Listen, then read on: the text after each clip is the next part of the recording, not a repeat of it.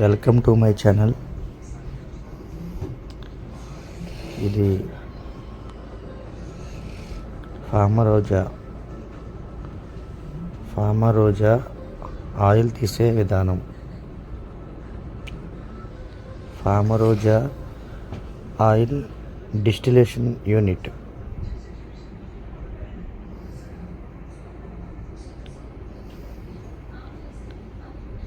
ఫార్మరోజా steam distillation unit.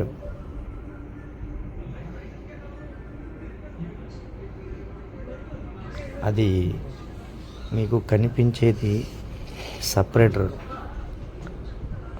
Oil వేరేగా, నీరు వేరేగా, సపరేట్గా విడివిడిగా వస్తుంది. ఇది ఈ స్టీల్ క్యాన్లో పడేది ఆయిలు. ఆ స్టీల్ క్యాన్లో పడేది ఆయిలు. పక్కన పైపుల ద్వారా వెళ్ళేది వేస్ట్ వాటర్.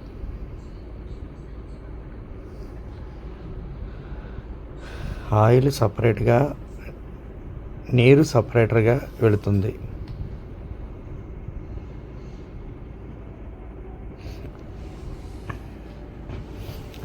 అక్కడ ఫార్మరోజా ఆయిల్ తీసేసాక ఆ గడ్డి తీసి గడ్డి బయటికి తీస్తున్నారు. అది డిస్టిలేషన్ అయిపోయిన గడ్డి. అది ఆయిల్ తీసేసారు. ఫార్మరోజా ఆయిల్ అయిపోయింది. ఆయిల్ తీసాక ఆ గడ్డి అన్లోడ్ చేస్తున్నారు.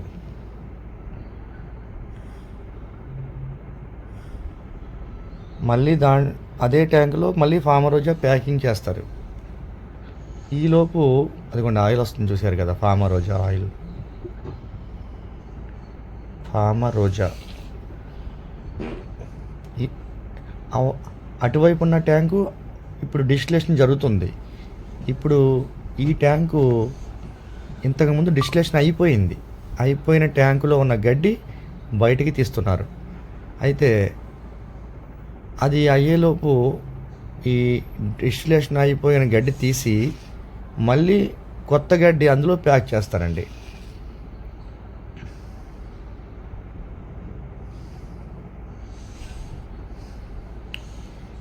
ఇది అవుట్పుట్ అంటే కండెన్సర్ని కూల్ చేసి వేడి నీరు బయటికి పోవడానికి ఇచ్చిన పైప్ ఇది. అదిగోండి.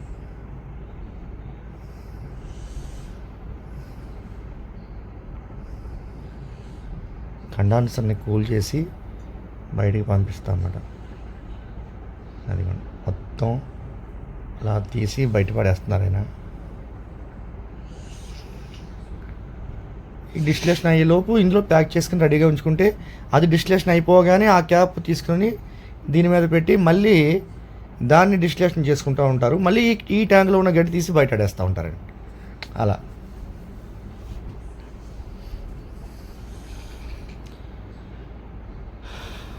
ఇప్పుడైతే అతను పొలలో పెడుతున్న లోపల కట్టెలు.